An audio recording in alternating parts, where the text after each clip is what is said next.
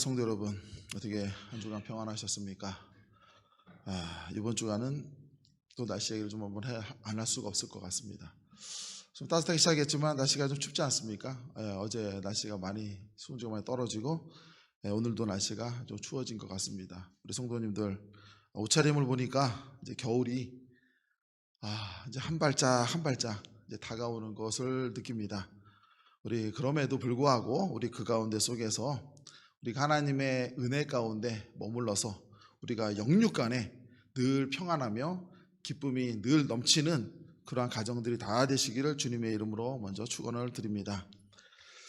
자, 우리가 한번 오늘 말씀을 한번 시작을 하면서 신앙이라는 게 무엇일까? 신앙에 대해서 한번 생각을 해보면 이런 건 어떨까요?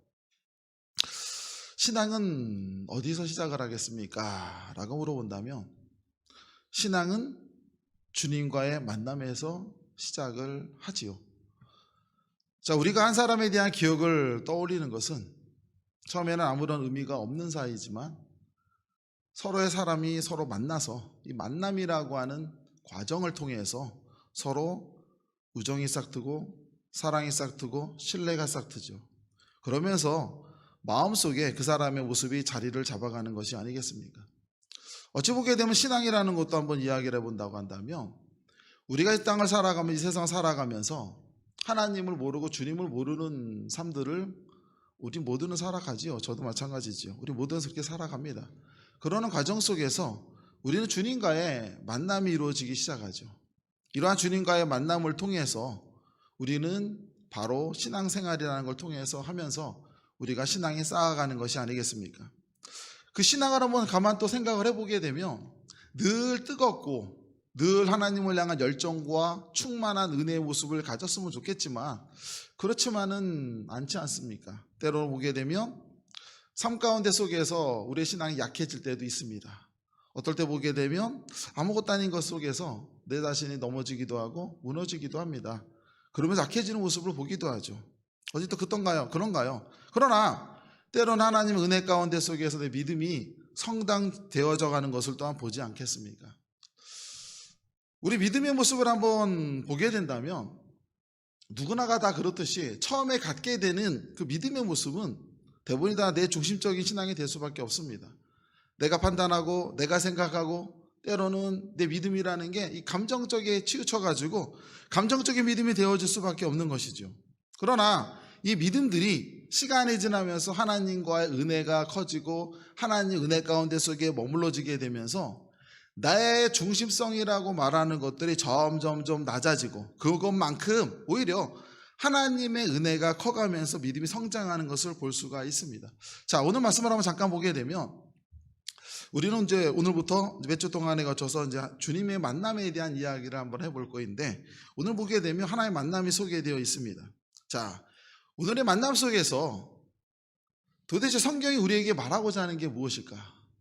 성경이 우리에게 말하고자 하는 그 의미를 무엇인지를 한번 더 깊게 한번 생각해보고 묵상하는 그런 시간이 되었으면 좋겠습니다. 먼저 말씀을 한번 볼까요?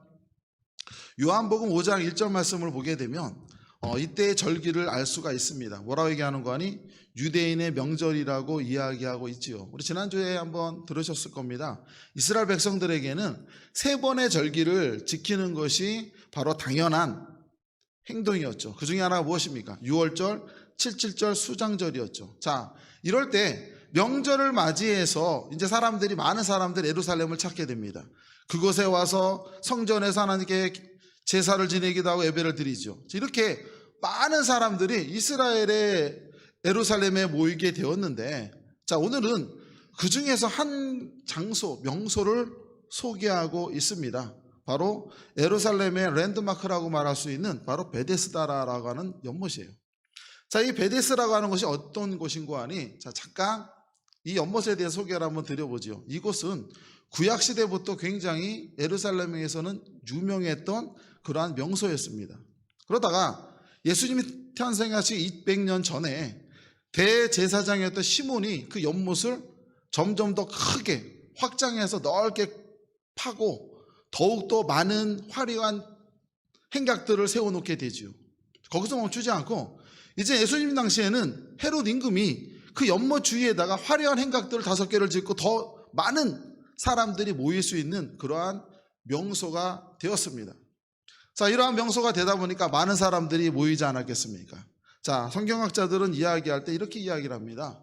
이곳에 많은 사람들이 모였는데 그들이 모이는 목적이 뭐였냐? 우리처럼 주로 관광이나 눈을 좀 즐기려고 하는 모습도 있겠지만 오히려 이 당시에 많은 사람들이 모였던 곳은 한 가지 목적으로 모였던 것 같습니다. 뭐냐면 바로 병을 고치고요. 그들의 잘못된 부분, 부족한 부분을 고치는 행위를 향해서 모이기도 했고요. 또 하나는 이방 종교의 사람들이 모여가지고 그들의 풍습을 진행하고 병도 고칠 수 있는 그러한 명소가 되어진 곳이 바로 베데스다라고 하는 장소였습니다.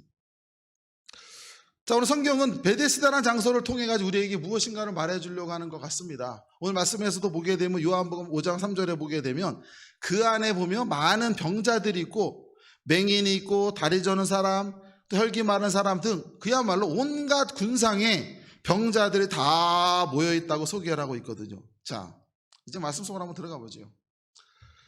자, 이렇게 많은 사람들이 모였는데 왜 모였는고 하니? 자, 그 목적이 중요하지 않겠습니까? 도대체 왜 모였을까요? 사람들이 모였을 때는 그만한 이유가 있겠죠. 성경은 그 이유를 분명히 말해주고 있습니다. 바로 요한복음 5장 4절 말씀이 한번 보시죠. 한번 스크린 한번 보시겠습니까?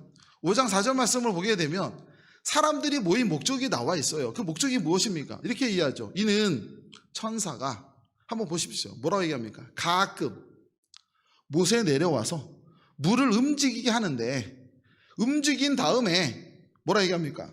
먼저 들어가는 자는 어떤 병에 걸렸든지 낫게 되더라 라고 하는 이야기예요. 자, 성도 여러분 어떻게 생각하십니까? 자, 그곳에서는 옛날부터 내려오는 하나의 이야기가 있었대요. 그 이야기가 무엇이었는가 하니 바로 이런 이야기였어요.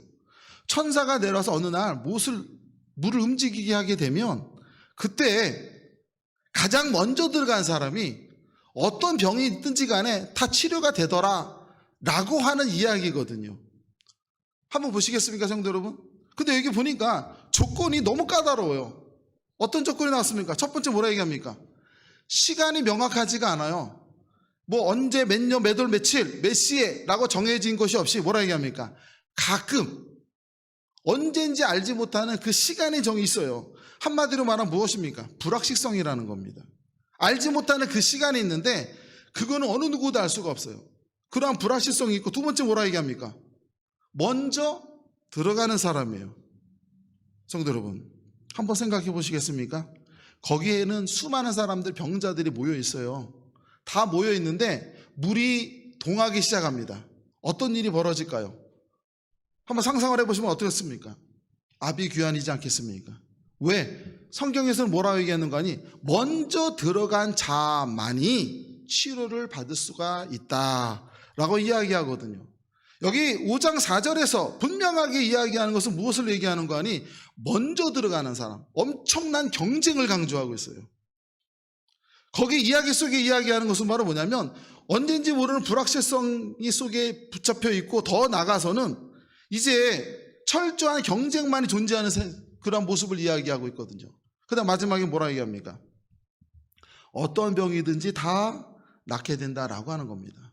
여기서 이야기하는 이 말을 들어보니 어떻습니까? 굉장한 매력이죠. 사람을 유혹합니다. 그 유혹이라는 건 뭐냐면 내가 어떠한 병이 있든 내가 어떠한 잘못이 있든지 간에 그곳에 가장 먼저 들어가는 사람은 다 치유될 수가 있다라고 하는 겁니다. 성도 여러분 오늘 이 말씀을 바라보면서요 우리는 한번 생각을 좀 깊게 좀 해봤으면 좋겠습니다. 우리가 베데스다의 연못의 이야기를 보게 되면 우리가 쉽게 이야기하고 있는 거 바로 어떤 이야기냐면 38년 된 병자를 예수께서 치유하는 치유의 사건의 이야기로만 기억을 하죠. 그런데 왜 그 장소에 베데스라는 장소에 이 38년 된 병자가 늘 있었으며 거기에서는 수많은 사람들이 왜 모여 있었으며 그들이 바라는 것은 과연 무엇일까? 과연 그들과 나는 과연 다른가? 라고 하는 거거든요. 오늘 한번 그걸 한번 생각을 한번 해보자라는 겁니다. 오늘 이 상황을 한번 우리가 상상해 보면 어떻겠습니까? 그 장소에서 많은 사람들이 모두 불치병자나 세상에서 보게 되면 살아날 수 없다라고 판정받은 사람들이 이제 그곳으로 마지막으로 오는 거예요. 더 이상 희망이 없는 자들이 그곳으로 모여오는 것이죠. 그리고 그들이 모여서 무엇을 기다릴까요? 바로 천사가 내려와서 물을 동할 때를 기다립니다. 그런데요, 성도 여러분, 너무나 아이러니합니다. 왜 아이러니할까요? 이 말씀 속에는 우리에게 굉장히 중요하게 이야기하는 함정이 존재하고 있습니다. 우선 첫 번째로 바로 무엇일까요? 언제 물이 동할지 알 수가 없는 시간의 불확실성이에요. 많은 사람들은 언제 물이 동할지 모르는데 막연하게 그곳에 앉아있죠. 그리고 성도 여러분, 생각을 해볼까요? 어떤 사람이 치료받았을까라고 하는 겁니다. 도대체 어떤 사람이 치료받았을까요? 그곳에 있는 사람 중에서 보기 간단히 생각할 수 있겠죠. 물이 동할 때 물에 가장 먼저 들어갈 수 있는 사람 어떤 조건입니까? 사지가 멀쩡한 사람이겠죠. 몸이 가벼운 사람이에요. 덜 아픈 사람이 유리할 거예요. 그리고 또 어떤 사람이 유리할까요? 그 물이 동할 때 가장 가까이 있는 사람이겠죠. 성경에서 우리에게 생각하지 못한 부분들을 분명히 일러주고 있거든요. 어떤 사람이 그 물속에 들어갈 수 있는 거 아니? 몸이 가볍고 병이 덜 아픈 사람만이 유리하죠. 그 경쟁을 살아남을 수가 있어요. 그리고 또 한 가지가 있습니다. 바로 뭡니까? 물 바로 옆에 있다 할지라도 육신이 자유롭지 못해서 그곳으로 들어갈 수 없는 사람은 치유받을 수가 없는 겁니다. 그래서 오늘 성경에서는 뭐라고 얘기합니까? 38년 된 병자가 그곳에 앉아서 수많은 시간을 바라보면서 한탄하고 또 한탄하면서 그 사람이 이야기하는 건 무엇입니까? 내가 육신이 가볍지 못해서 제대로 움직이지 못할 때에 누군가가 물이 동할 때 나로 하여금 그 물 속으로 밀어 넣어주는 사람이 없었기 때문에 그는 치료받지 못했다라고 이야기하고 있어요. 성도 여러분, 우리는 이것을 바라보게 되면서 생각을 한번 해보아야 된다는 겁니다. 도대체 어떤 이야기를 이 속에서 말하고자 하는 것인가, 그런 이야기거든요. 말씀 한번 볼까요? 요한복음 5장 5절 말씀을 잠깐 한번 보시죠. 자, 5장 5절을 한번 보니까 어떤 사람이 나옵니까? 거기에 얼마나 됐다고 얘기합니까? 38년 된 병자가 있다라고 소개하고 있죠. 성도 여러분, 이 38년 된 병자를 한번 얘기해 볼까? 어떤 사람일까요? 우선 첫 번째로 이곳에 모이는 사람은 정말로 아무것도 희망이 없는 가난한 사람들이에요. 그리고요, 이곳에 모여가지고 지금 38년이나 될 동안 이 사람은 어떠한 희망도 없이 이곳에 모여 있어요. 이곳에 있으면서 무엇을 희망할까요? 물이 동할 때, 그리고 누군가가 나를 밀어서 그곳으로 넣어주기를 소망하고 있죠. 얼마나 불확실할까요? 성도 여러분, 생각해 볼까요? 가능할까요? 아마 불가능할 거예요. 어쩌면 이것은 몸이 힘들어서 움직이지 못하는 사람 중에는 간병인을 두고 돈이 많아가지고 사람들 많이 둬서 물이 동할 때를 기다려서 사람들이 합세해가지고 그를 물속에 넣어주는 그런 것이 아니면 또 불가능할 거예요. 성도 여러분, 어떤 이야기를 그것에서 말하고자 하는 걸까라고 하는 겁니다. 우리는 이 말씀 속에서 우리가 이야기하고 있는 이 성경 속에 등장하는 이 사람은 과연 누군가를 우리가 먼저 생각을 해봐야 될 것 같습니다. 도대체 어떤 사람이기에 우리는 성경에서 이 사람을 소개하고 있을까라고 하는 거거든요. 성도 여러분, 세상에는요, 우리가 살고 있는 이 세상이죠. 우리가 살고 있는 이 세상에는 재밌는 전설이 있습니다. 우리가 살아가는 이 세상이에요. 어떤 전설이 있냐면 이런 전설이 있어요. 자, 누구든지 가난하든 부자든 병자든 그가 어떠한 삶을 살았든 그가 어떠한 모습으로 살아가고 있든 어떤 사람이든지 간에 그가 인생을 살아가다 어느 날 한 번의 행운이 올 때 그의 인생은 바뀔 수가 있다고 이야기하죠. 흔히 말하는 하나의 복거리 이야기일 수도 있습니다. 제가 어렸을 적에 제 친구 중에 한 친구가 중학교 때 아버지가 중풍으로 쓰러지셨어요. 그래서 거동이 굉장히 부자연스러우셨는데 이분이 어느 날 낙이 있었어요. 그 낙이 뭐였냐면요, 월요일 날만 되면 정해놓은 방에 가서 복권을 사는 거예요. 2장 단위 딱 한 장을 삽니다. 때로는 아들을 시켜서 보내기도 해요. 한 장을 사요. 그리고 한 장을 쥐고 일주일을 상상 속에 삽니다. 혹시 이게 되면 어떨까라고 하는 상상이에요. 그렇게 상상 속에 살아가지만 아들이 이야기합니다. 친구가 이런 얘기하죠. 도대체 되지도 않을 걸 왜 하는지 모르겠어. 맨날 그런 얘기를 합니다. 그럴 때마다 아버지 이런데요. 그러나 일주일간에 살아갈 때 이러한 희망이 없으면 아빠가 사는 게 희망이 없고 소망이 없단다. 내가 할 수 있는 것도 아무것도 없고 내가 살아있는 이 자체가 아내에게 짐이 되고 너희들에게 짐이 되니까 내가 할 수 있는 건 이러한 기대밖에 없다라고 하는 거예요. 그래서 그분은 어김없이 월요일이면 한 장씩 사갖고 간대지요. 그리고 기쁜 날이 있답니다. 기쁜 날이 뭘까요? 복권이 됐는데 여러 장 되는 날 있지 않습니까? 그 가격만큼 가지고 오게 되면 희망이 그만큼 늘어나지요. 성도 여러분, 세상에는 이렇게 살아가는 사람들도 있습니다. 어찌 보게 되면 여기까지는 나의 경우와는 다르지 라고 생각할 수 있을 것 같아요. 물론 다를 수도 있습니다. 이건 어떨까요? 우리가 살아온 이 세상에서는 이런 전설도 있습니다. 어떤 전설이 있냐면, 이 세상에서 가장 소중하게 당신이 이 세상을 소유하고 모든 것이 있는데, 그것이 사람의 마음이든 남자든 여자든 뭐가 됐든지 간에, 명품이든지 간에 당신이 갖고 있는 돈, 소유가 크면 클수록 모든 것을 이룰 수 있단다 라고 하는 이야기예요. 세상을 살아가는 데서 세상의 방정식입니다. 세상에서 이와 같은 이야기를 하죠. 오늘 말씀을 보게 되면 요한복음 5장 4절에서 이야기하고 있는 세 가지 원칙이 세상의 진리 속에 포함이 되어 있습니다. 첫 번째 뭡니까? 바로 불확실성입니다. 언제가 됐든지 우리가 원하고 소망하고 희망하고 갈급하게 바라보는 그와 같은 환상, 망상 혹은 세상적인 그러한 소유, 이런 것들을 내가 쥐는 날이 있을 경우에 나에게는 이 세상을 살아가 모든 것들을 이룰 수 있는 때가 있다라고 하는 환상을 주기도 한다는 것이죠. 불확실성입니다. 그리고요, 세상에 가르치는 진리가 또 하나 있습니다. 그건 바로 뭐냐면요, 엄청난 경쟁이라는 거예요. 세상 속에서 이야기하는 건 진 사람, 패자는 모든 걸 버리죠. 패자는 아무것도 가질 수가 없습니다. 오직 승자만이 독식하는 세상이에요.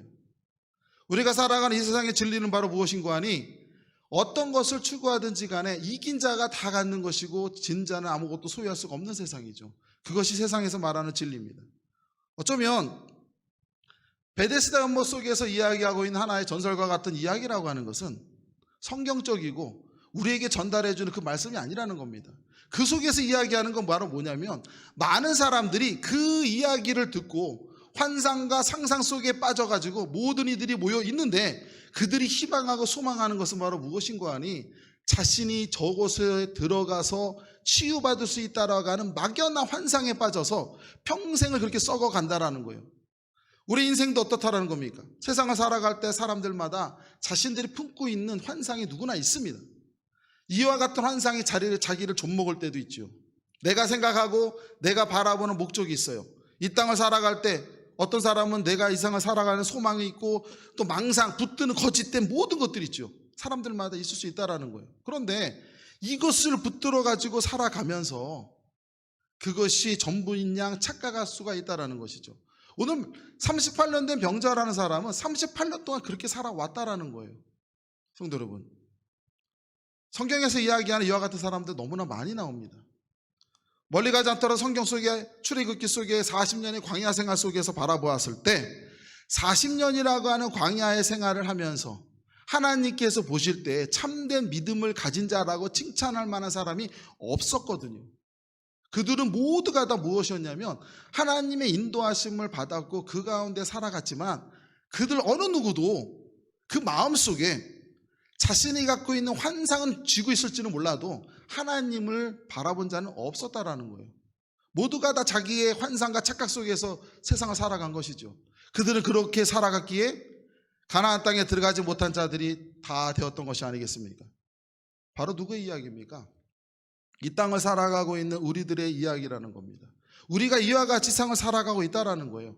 이렇게 살아가는 그들에게는 이미 내가 생각하는 그 생각들을 버리는 것, 환상을 버리는 것이 내가 아무것도 아니다라고 생각할 수가 있어요. 그러나 성경은 오늘 우리에게 말하고 있습니다. 무엇을 얘기할 거예요? 한번 말씀 한번 볼까요? 요한복음 5장 6절 말씀입니다. 말씀 한번 보시죠. 뭐라 얘기하면 이렇게 얘기하죠. 예수께서 뭐라 얘기합니까? 그 누운 것을 보시고 병이 벌써 오랜 줄 아시고 이르시되 뭐라 얘기합니까? 내가 낫고자 하느냐. 성도 여러분, 우리 이 구조를 보게 되면 흔히 만날 수 있는 구조죠. 신약 성경에 보게 되면 예수님께서 병자를 고치실 때 그들을 사랑하시는 마음속에 다가오는 모습이죠. 주님과 병자가 만나는 그 순간의 이야기입니다. 성도 여러분, 그러나 우리는 좀 더 이 말씀 속을 좀 깊게 한번 봤으면 좋겠습니다. 먼저 한번 볼까요? 그 누운 것을 보시고. 이 사람은 어떤 사람일까요? 38년 동안 헛된 환상에 사로잡혀 있던 사람이에요. 그렇게 누워있는 모습을 보시고 주님께서 바라보면서 무엇을 생각하셨을까요? 그의 희망 없음을 봤고요, 삶에 어떠한 기대가 없는 것도 봤고요, 자신이 세상을 살아가는 어떠한 소망조차 없는 것도 봤죠. 어디 그뿐일까요? 좀 더 정확하게 표현하면 어떤 사람일까요? 그는 잘못된 믿음을 갖고 있는 사람이에요. 잘못된 소망을 삶의 등불로 붙들고 있는 사람이었거든요. 그러한 사람을 보면서 주님은 어떠한 마음을 가지셨다는 겁니까? 가엾고 불쌍하고 안타깝게 여기셨다라는 것 아닙니까? 성도 여러분, 오늘 이 말씀 속에서 우리가 분명하게 중요하게 생각할 부분이 있습니다.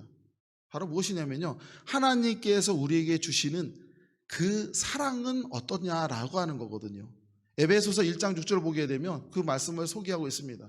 에베소 1장 6절 뭐라고 이렇게 이야기하죠.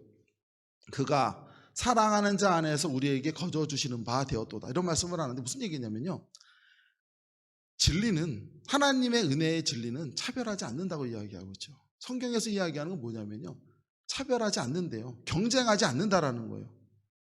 세상의 것은 경쟁이 필수죠. 1등만이 가질 수 있는 것이고 나머지는 그야말로 차별적으로 주어지고 어느 누구에게는 아무것도 없는 거예요. 그러므로 모든 사람들이 믿을 수가 없습니다. 다 경쟁자이고 나의 적수이고 그렇습니다. 늘 어떠한 것을 최선을 다하고 열심히 살아가지만 확실하지가 않아요. 내가 열심히 살아간다고 해서 미래가 보장되는 건 아닙니다.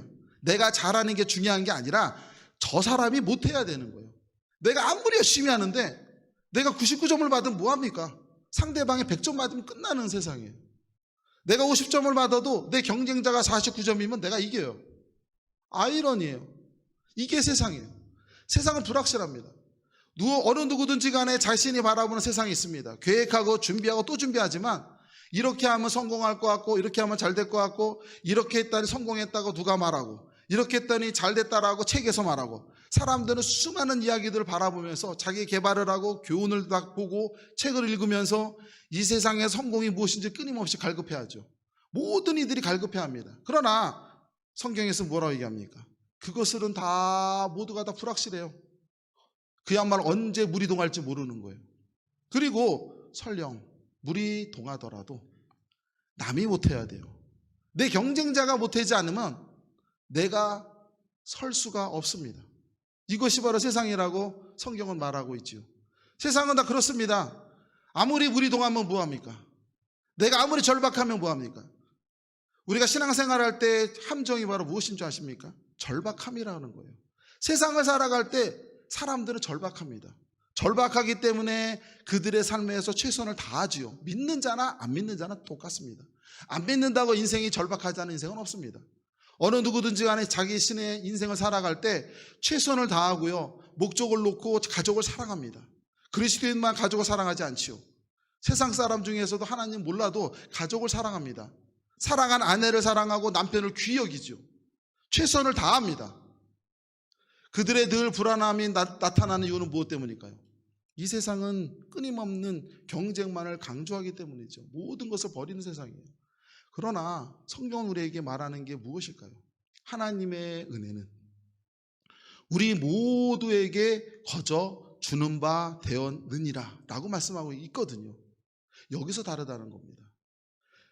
하나님을 믿는 자와 하나님 믿지 않는 자, 예수님을 만난 이 38년 된 병자가 예수님 만나서 치유가 되었다라고 하는 게 중요한 게 아니에요. 오늘 사건은 성경 속에서 수많은 치유의 사건이 나와 있지 않습니까?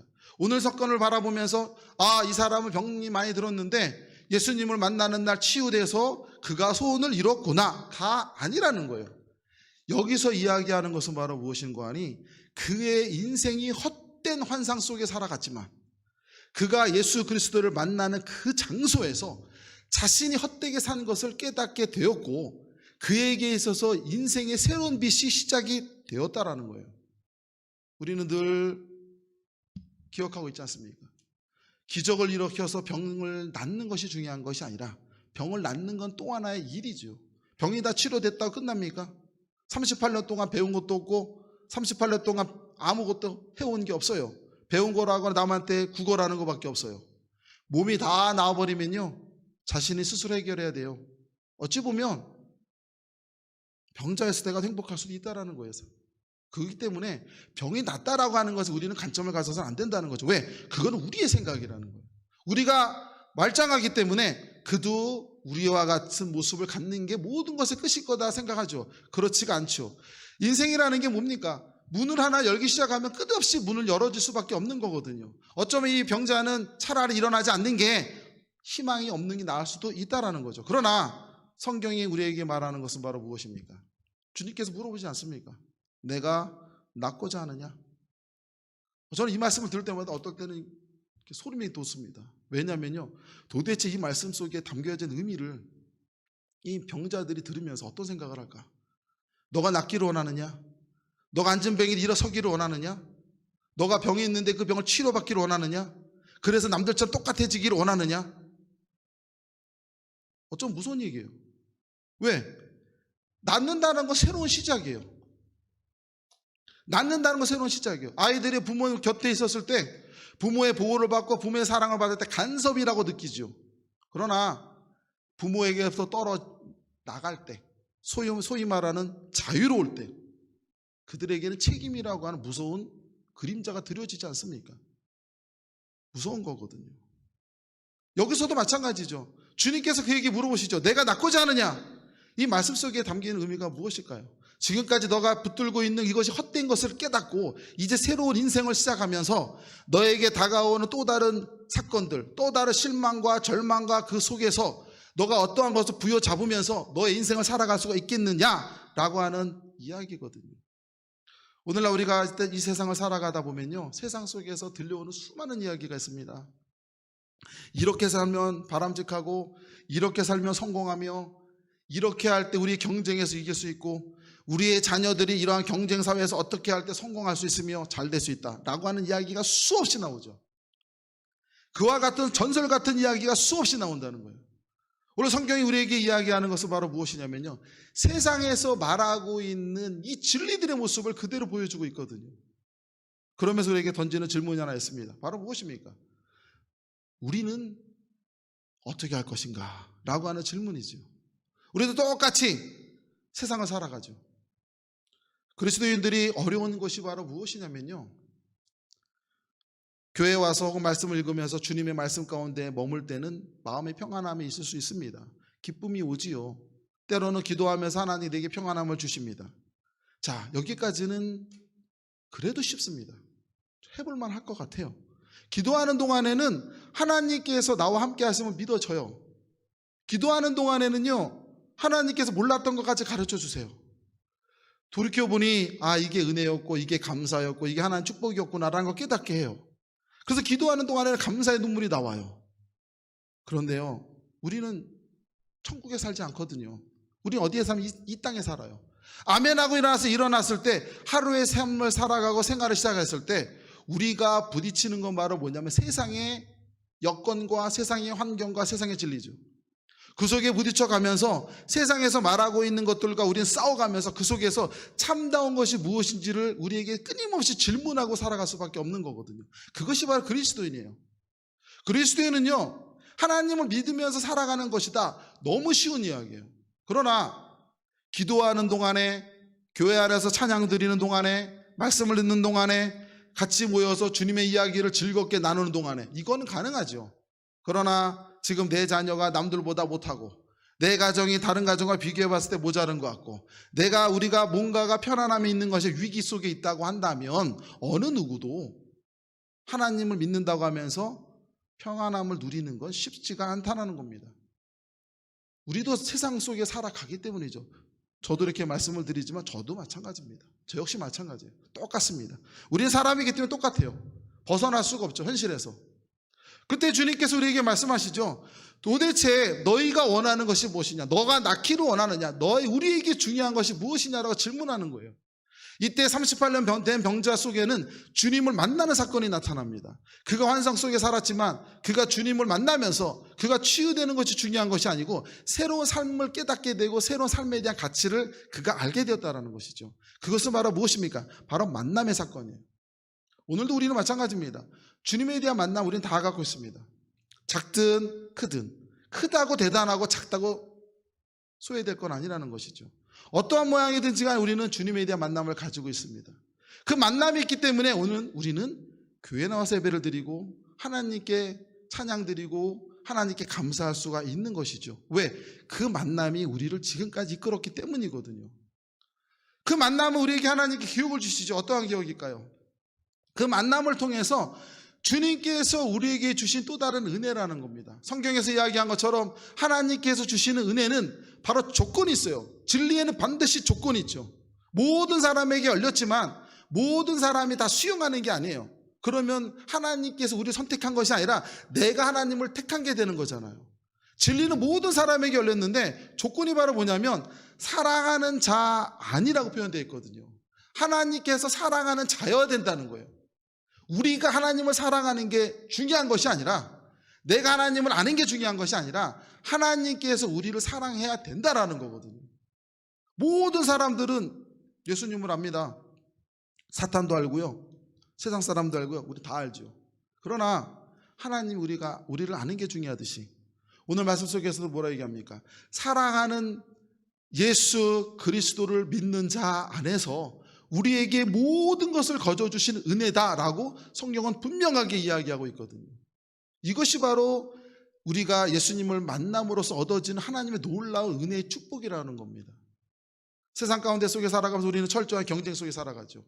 그럼에도 불구하고 우리는 경쟁이라 생각하지 않고 축복이라 말할 수 있는 건 무엇 때문이냐면요, 하나님께서 우리에게 주셨기 때문이라는 거예요. 이것이 바로 무슨 사건입니까? 만남의 사건이라는 겁니다. 성도 여러분, 말씀을 한 절 더 볼까요? 요한복음 5장 8절 말씀입니다. 뭐라 얘기합니까? 예수께서 이르시되 일어나 내 자리를 들고 걸어가라 하시니. 성도 여러분, 인생은요 주님을 믿고 나가더라도 우리가 우리의 삶을 짊어지고 갑니다. 예수님께서 십자가를 짊어지고 가셨을 때 우리에게 말씀하셨던 거는 너는 너희 자신의 십자가를 지고 나를 따르라 하셨지 내가 다 지어줄 테니까 너희들은 그저 누리는 영광만 받으라 라고 하지 않으셨거든요. 그리스도인에게는 그리스도인으로서의 의무가 있고 권리가 있고 책임이 있죠. 그건 바로 무엇입니까? 주님을 만났기에 이 땅을 살아가는 가운데 속에서 우리가 흔들리고 불확실한 그 속에 있지만 그럼에도 불구하고 확실한 것이 있습니다. 그 확실한 건 바로 뭡니까? 바로 예수 그리스도를 만나는 거거든요. 예수 그리스도를 만나는 그 사건은 우리에게 확실성을 줍니다. 어떤 확실성을 줄까요? 내 삶 속에서 평안함이 오고요, 내 삶 속에서 하나님의 은혜 가운데 누려지는 것을 누리게 되거든요. 그것이 바로 하나님께서 우리에게 선물하신 은혜의 선물이라는 거예요. 그럴 때에 우리의 삶은 어떻다라고 하는 것입니까? 그저 환상 속에 접어드는 것이 아니라 내가 원하는 것을 쥐면 모든 것이 끝나는 것이 아니라 그저 욕심이 하나 열렸을 뿐이기 때문에 새로운 게 시작되는 것처럼, 그러나 성경 우리에게 말하는 건 무엇일까요? 우리가 예수 그리스도를 만난다면 우리의 삶은 그분과 함께 시작이 된다라는 거거든요. 성도 여러분, 올 한 해도 얼마 남지 않았습니다. 이제 거의 2달 정도 남았죠. 시간은 참 빠르죠. 그 가운데 속에서 우리 한 해를 돌이켜보면서 무엇이 은혜고 무엇이 감사가 아니고 무엇이 괴로움일까를 손으로 헤아리시겠습니까? 이것의 주인공은 누굴까요? 나거든요. 중요한 것은 바로 무엇이냐면요, 이렇게 헤아릴 정도로 평안하게 하신 주님을 만난 것이 중요하다는 겁니다. 지금 이 순간에 헤아리고 있을 정도로 한가한 내 자신이 그만큼 은혜 속에 살아가고 있다는 게 중요하다는 거죠. 너무너무 절박하면 헤아릴 수가 없습니다. 왜? 절박하면요 보이는 게 없어요. 땅을 향해서 직선으로 추락하는 것에는 아무것도 보이지 않습니다. 왜? 어떻게 보이겠습니까? 보인다라는 건 마음의 여유가 있다라는 것이죠. 하나님께서 우리에게 말씀하십니다. 주님과 함께하는 그 은혜 가운데 속에서 38년 된 병자는 새로운 인생을 살았듯이 우리에도 마찬가지입니다. 38년을 기다리시겠습니까? 1년의 방황이 더 귀한 거고요, 2년의 방황이 귀한 거고 3년의 방황이 귀하지 38년의 방황은 너무나 괴로운 거예요. 얼마나 가슴 아플까요? 그래서 주님은 답답하고 안타깝지 않습니까? 우리 인생도 돌이켜보면서 만약에 우리가 좀 더 잘못된 것을 바라보고 좀 더 잘못된 욕심이 내 마음에 품고 있다라고 한다면 주님을 만났기에 그것이 얼마나 헛된 것인지를 한번 깨우치시는 우리 성도 여러분 되었으면 좋겠습니다. 우리 한 주간 생활할 때도 우리가 말씀을 붙들고 생각을 하면서 어떻게 살아가는 것이 그리스도인인가, 도대체 이 땅에 살아가면서 어떠한 모습으로 살아가는 게 그리스도인의 모습인지를 우리가 좀 더 생각해 보시는 그러나 우리 모든 성길교회 성도 여러분들 다 되시기를 주님의 이름으로 축원합니다.